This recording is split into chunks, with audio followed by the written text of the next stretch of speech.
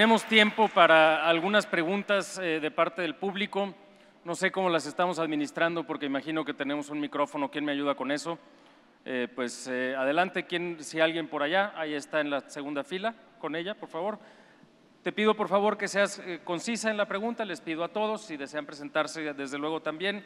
En cuanto termine la pregunta, le regreses el micrófono a nuestro amigo para que lo pasemos por acá. ¿Qué tal? Buenas tardes. Amparo Menchaca, de Consejo Cívico y también estudiante de la Escuela de Gobierno. Más que una pregunta, quiero exponerles una situación que estamos viviendo en Nuevo León.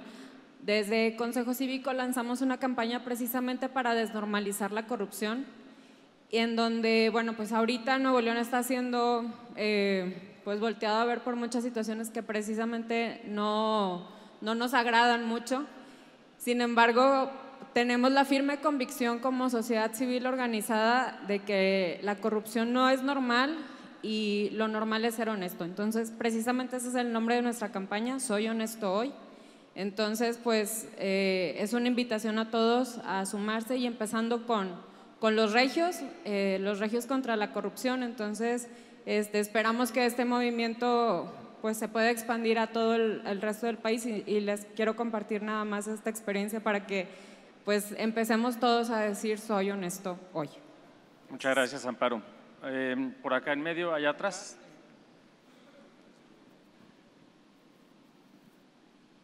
Bueno, acá también. Bueno, pues buenos días. Déjenme decirles que desde ayer estamos aquí en el Encuentro Nacional Anticorrupción y la verdad es que tenía pues, deseos de encontrar una respuesta precisamente a estos diagnósticos que nos han estado haciendo acerca del problema de la corrupción. Y curiosamente, en una exposición el día de hoy, la que hace el señor, encontramos la respuesta o encontré la respuesta a qué hacer precisamente con la corrupción. Es decir, cómo combatirla. Cómo combatirla porque sí nos han hecho un diagnóstico desde diferentes puntos de vista desde el día de ayer, pero no encontrábamos, al menos yo no encontraba, una respuesta a todo lo que nos han estado haciendo y lo encontré en una narrativa muy sencilla, pero muy efectiva. Si cada quien hace lo que le corresponde, yo creo que abatimos en buena medida los actos de corrupción. Voy a sustentar esta participación. Le voy a agradecer si concretamos en alguna pregunta. Pues sí, pero si me permite, mire, yo vengo de un pueblo pequeño de cuyo nombre sí quiero acordarme, se llama Ojinaga, está en la frontera con Chihuahua, hasta 350 kilómetros río abajo de Ciudad Juárez.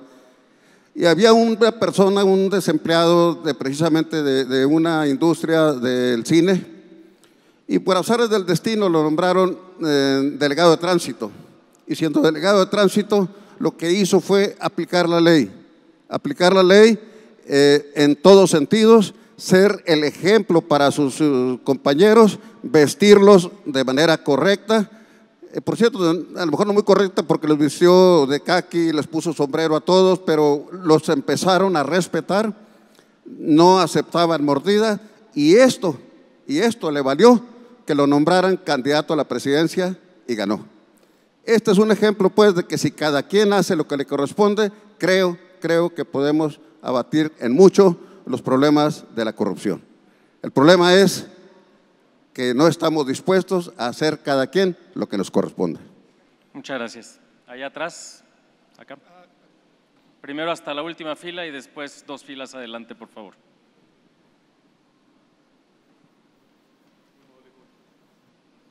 Sergio Armendáriz, ciudadano.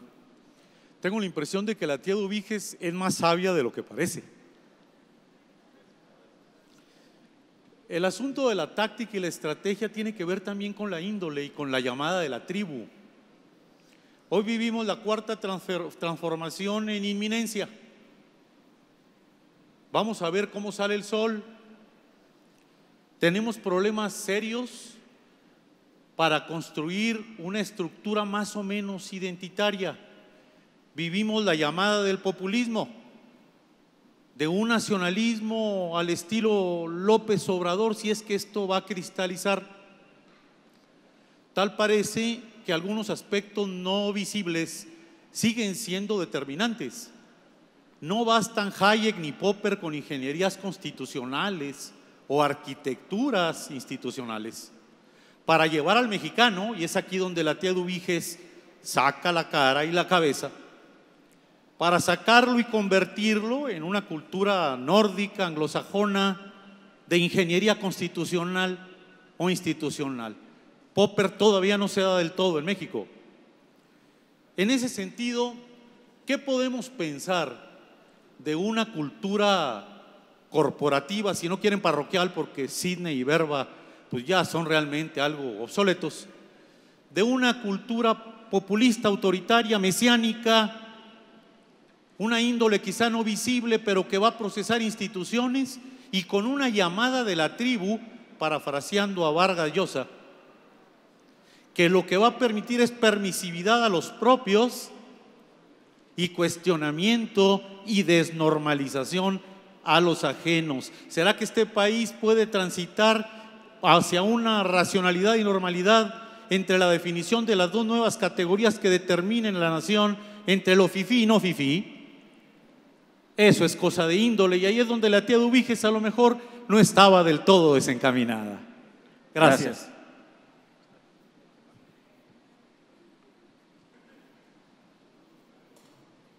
Sí, gracias.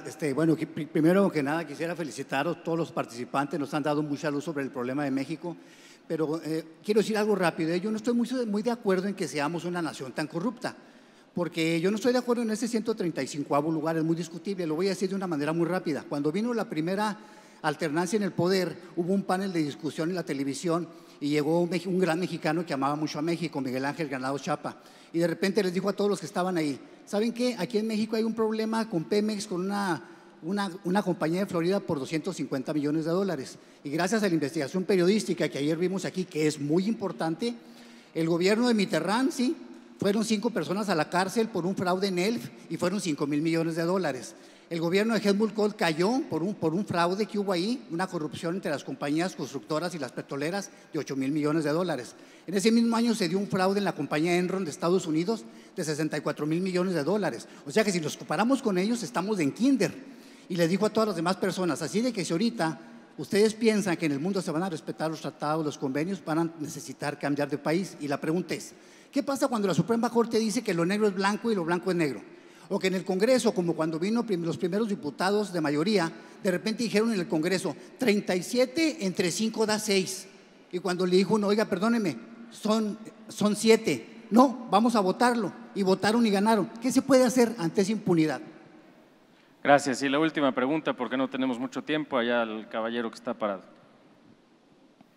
Sí, mi nombre es Oscar González, de Canal Chihuahua, culpable de que César Duarte dejara de gobernar a partir del 22 de junio del 2016, cuando tomé el Palacio de Gobierno, junto con otras personas que se afrontaron valientemente a interrumpir ese gobierno corrupto, y caímos en otro todavía peor. La pregunta es la siguiente: ¿cómo podemos lograr los comunicadores, los periodistas, los reporteros, los que estamos trabajando en las revistas o en los periódicos, dejar de mantener un interés corrupto, ¿sí?, cobijando la corrupción de los funcionarios y las funcionarias, las cuales, mujeres, se han vuelto muy numerosas, uniéndose también a la corrupción que típicamente o tradicionalmente teníamos nosotros por conducta los hombres? Como que ya hay un empate. Los comunicadores, ¿cómo podemos dejar de estar esperanzados al beneficio económico o la popularidad a través de estar solapando la corrupción de los políticos, que la veo muy grave y cada vez peor?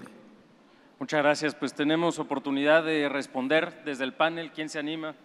Fernando, Eduardo, Oliver, como ustedes gusten. Bueno, perdón. Adelante, Fer. Sí, yo nada más un par de cositas. Yo creo que, digamos, hablar de la normalización de la corrupción nos permite, nos abre posibilidades, ¿sí? Yo creo que, y esto es un poco lo que creo que los tres quisimos decir en este panel, que desnormalizar la corrupción es importante, ¿sí? Y tenemos opciones de política pública, tenemos opciones de diseño de instituciones, tenemos, bueno, Eduardo ya lo dijo mucho mejor que yo, pero también tenemos opciones personales, ¿sí?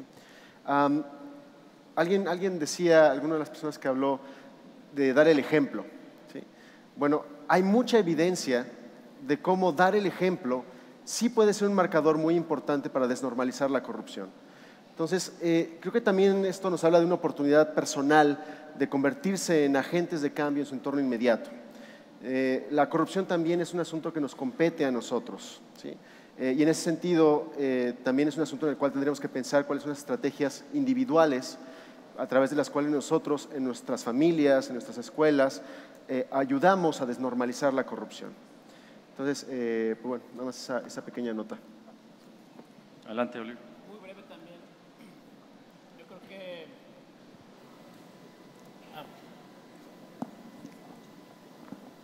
Gracias. Muy breve. Por lo que he estado yo escuchando de los panelistas aquí y en otras sesiones, como que parece que estamos más, como que hay cosas, ideas que están quedando muy claras, ¿no? Y una de esas ideas es, por ejemplo, en la mañana hablaron sobre focalizar, aquí hablaron sobre poner atención en espacios muy específicos. Yo mencioné el tema de las ventanas, ¿no? Las tácticas son cosas que puede hacer el gerente público, que no tiene que modificar la ley, que no tiene que meterse a un ámbito político, es una cosa que está en la administración, en la gerencia. Entonces yo creo que aquí hay una implicación muy importante y que cada vez está teniendo como más sustento, que nos podemos llevar para aquellos que están haciendo o llevando a cabo política pública. Una es poner foco en los detalles, ¿no? Interprétela como ustedes quieran, pero ya ha sido muy recurrente. El otro punto, otra idea que creo que también ha estado quedando, digamos, poco a poco se ha estado asentando mucho y como dijo Fernando y Eduardo, lo tratamos de decir aquí, es que está este mito de que es muy complicado cambiar esta cultura, ¿no? Creo que es la parte más importante de la teoría de Duviges. Es un mito y sin embargo todo el tiempo estamos creando cultura, estamos creando rutinas. Esto ocurre todo el tiempo, ¿no? La pregunta es si podemos hacer que esto que estamos creando en un sentido ahora se pueda crear hacia otro. Y Fernando nos dijo por lo menos 3 cosas o 3 implicaciones súper claras. Uno, bueno, y también Eduardo cuando dijo, si existen reglas, que se apliquen, ¿no? Ese es número 1, que la regla sea regla, ¿no? Número 2, el ejemplo arrastra, como como ya hemos dicho anteriormente, el ejemplo arrastra, y entonces el hecho de poder nosotros contribuir con, bueno, pues yo no voy a dar mordida, múltame, ¿no? Y que también los demás comiencen a copiar esas cosas se comienzan a hacer rutina y las rutinas vuelven a recaracterizar la manera en la que nos relacionamos con el Estado. Cuando me refiero nos relacionamos, me refiero que el Estado no es un ente, o el gobierno más bien no es un ente diferente, o sea, estamos todos completamente participando en todo, ¿no? Y bueno, en fin, yo nada más quiero puntualizar esas cosas que me parecen son pequeñas cositas que han estado saliendo desde ayer y que creo que deberíamos de hacerles un cajoncito en nuestra cabeza, meterlo muy bien y tratar de implementarlo en nuestras políticas públicas. Gracias, Eduardo. No sé si es… Gracias. Pues primero, de verdad, gracias a los que están presentes y a los convocantes, porque nos teníamos que empezar a encontrar, ¿no? Pero no solo por gusto y no solo por el placer de estar aquí y conversar estos temas, sino porque bien lo saben los expertos en anticorrupción, que no en corrupción. Tenemos unos expertos en corrupción, a veces gobiernan, y hay unos expertos en anticorrupción, normalmente no gobernamos. Los expertos en corrupción saben muy bien que la única forma de enfrentar a la corrupción, me refiero a la grande, ¿no? La que opera en red y siempre opera en red, y una red que tiene 2 componentes, la red operativa y la red de protección política. La única forma de enfrentar una red de corrupción es creando una coalición igualmente poderosa que la desplace. No hay otra. No estoy hablando de partidos políticos, no estoy hablando de candidatos ejemplares, no estoy hablando de ciudadanos extraordinarios, estoy hablando de lo único que ha funcionado en el planeta Tierra para enfrentar problemas de corrupción sistémica. Una red de corrupción solo puede ser debilitada por una coalición anticorrupción. Y de eso se trata el encuentro. Y creo que hay que agradecerlo, que los que no colaborábamos empecemos a colaborar, que los que no entendíamos empecemos a entender, que los que entendíamos mucho pero nos habíamos quedado con las lecturas del pasado, revisemos las nuevas teorías, los nuevos modelos, las nuevas ideas, pero efectivamente que empecemos a construir coaliciones anticorrupción. Y les quiero poner ejemplos para que no sea el futuro deseable. Esto me lo dijo José Ugaz, que es buen amigo, que fue el fiscal que llevó a Vladimiro Montesinos y a 1,300 personas más a proceso judicial en Perú, la red criminal de Montesinos y Fujimori. Me dijo, Eduardo, ustedes no están conscientes de lo que pasó en México. Fíjate, en Ucrania, en Hungría, en Honduras, en Brasil, en Argentina, en Perú, la gente, harta de la corrupción, se fue al equivalente del Zócalo de la Ciudad de México, ¿no? Salieron a las calles y dijeron que se vayan todos, ¿no? Esa fue y vean cómo va Brasil, ¿no? Con el que se vayan todos. Y decía José Ugaz, me dice, ustedes no se han dado cuenta de que lo que hicieron en México fue organizarse en un gran movimiento cívico y en lugar de ir al Zócalo, fueron al Congreso y se sentaron a cambiar el régimen institucional del país. Dice, no, sopésenlo, dense cuenta de lo que significa que a lo mejor porque nos gusta mucho la estabilidad política, en lugar de irnos a decir que se vayan todos, nos fuimos al Congreso, si quieren, con una amplia base social. Hoy nos encontramos en Chihuahua. La semana ha estado llena, de verdad llena de eventos anticorrupción a lo largo y ancho del país, ¿no? Hay discusiones en el Instituto de Investigaciones Jurídicas, foros en Jalisco, reuniones de trabajo en distintos estados de la República. Aprovechemos que esta sociedad civil, y aquí incluyo a los servidores públicos y a los ciudadanos, que esta sociedad civil decidió que en lugar de decir la frase hecha que se vayan todos, lo que estamos diciendo son cosas como esta. Hay que cambiar el régimen legal e institucional del país. Segundo, que ya no nos tragamos la frase, por cierto, del Latinobarómetro y de muchos de los estudios de mis amigos culturalistas en el mundo, ya no repetimos que roben pero que hagan, ¿no?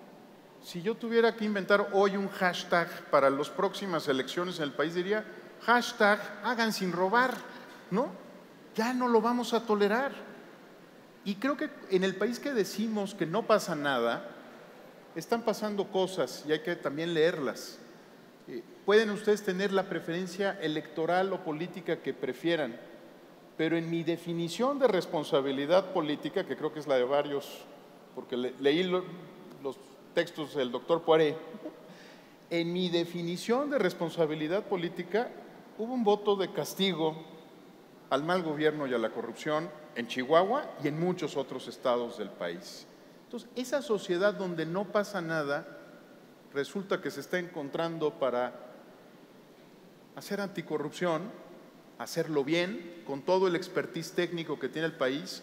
Por aquí andaba el maestro Franco, ¿no?